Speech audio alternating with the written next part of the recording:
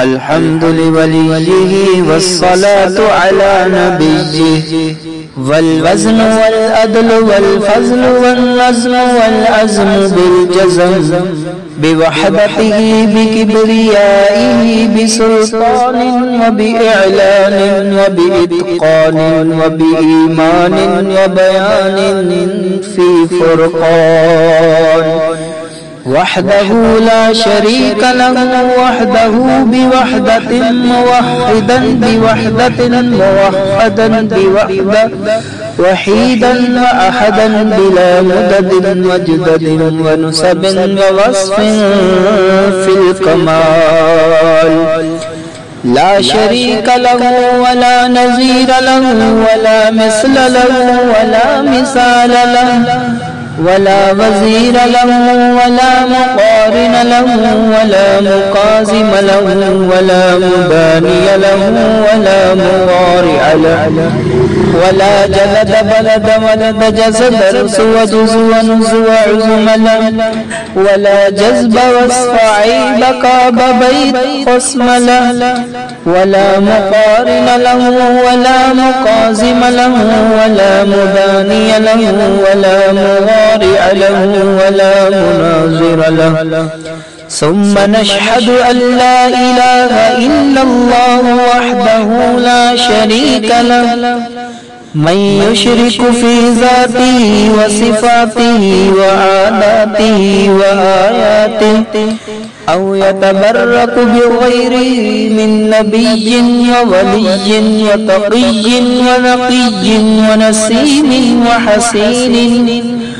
وحسين وجميل وصغير وكبير فعليه الخسران والوبال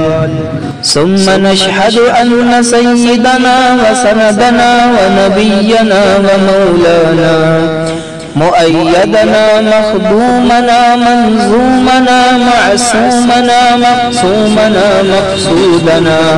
أجدر الخلق جديرنا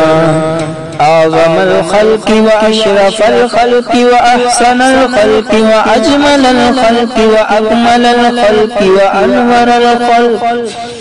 من الحسن والصدارة والولاية والحكاية والعناية والهداية والأمانة والإمامة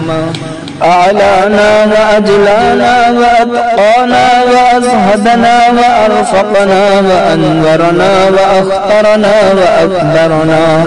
أحمر أنور أجدر أدخل أوسط أنور أجمل أكمل له ثم نشهد أن حبيب ربنا وصمدنا محبوب جدلنا ونزلنا ووصلنا إيماننا مبين فرقاننا هذه سبيلنا رونق جدراننا هو أدوة نزمة قدوة رتبة أسوة حسنة وبدلائله القاهرة الغالبة الظاهرة الباطنة صعد إلى سدرة المنتهى في ليلة المعراج كشف الفجار ثم دنا فتدلى فكان قاب قوسين أو أدنى.